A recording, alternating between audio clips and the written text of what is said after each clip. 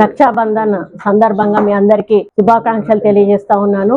మీ ద్వారా ప్రపంచ వ్యాప్తంగా ఈరోజు రాఖీ పండుగ జరుపుకుంటున్న అన్నా చెల్లెళ్ళకి, అక్క తమ్ముళ్ళందరికీ కూడా మరి ప్రత్యేక శుభాకాంక్షలు తెలియజేస్తా ఉన్నాను. మరి రాఖీ పండుగ అంటే ఒక భరోసా, ఒక అన్న గాని తమ్ముడు గాని మరి అక్కకు చెల్లెకు ఇచ్చేటువంటి ఒక భరోసా, ఒక ఆత్మీయత, ఒక ప్రేమ, ఒక అనురాగం, ఒక గౌరవాన్ని పెంపొందించేటువంటి పండుగ రాఖీ పండుగ.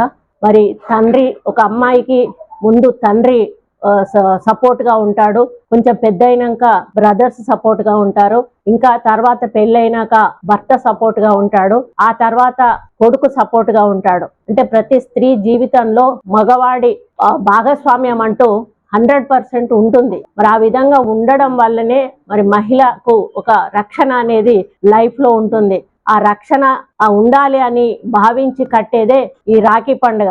మరి వాళ్ళ మీద భరోసా పెట్టి, అన్న నీకు రాఖీ కడుతున్నా, నువ్వు నాకు రక్షణగా ఉండాలి, తమ్ముడు నీకు రాఖీ కడుతున్నా, నాకు రక్షణగా ఉండాలి అని దీన్ని రక్షాబంధన్ అని కూడా మనం అంటాము. కాబట్టి ఈ యొక్క పండుగను జరుపుకుంటున్న, ప్రపంచ వ్యాప్తంగా జరుపుకుంటున్న అక్కలకు, చెల్లెళ్లకు, అన్నలకు, తమ్ముళ్లకు అందరికీ కూడా ప్రత్యేక రాఖీ పండుగ శుభాకాంక్షలు తెలియజేస్తూ, మరి రాఖీ పండుగ మీ జీవితాల్లో వెలుగులు నింపాలని, మీరందరూ కూడా ఆయురారోగ్యాలతో, ఐశ్వర్యాలతో విలసిల్లాలని, ముఖ్యంగా మా తెలంగాణ రాష్ట్ర ప్రభుత్వం ముఖ్యమంత్రి రేవంత్ రెడ్డి గారికి కూడా నేను రాఖీ కట్టి రావడం జరిగింది.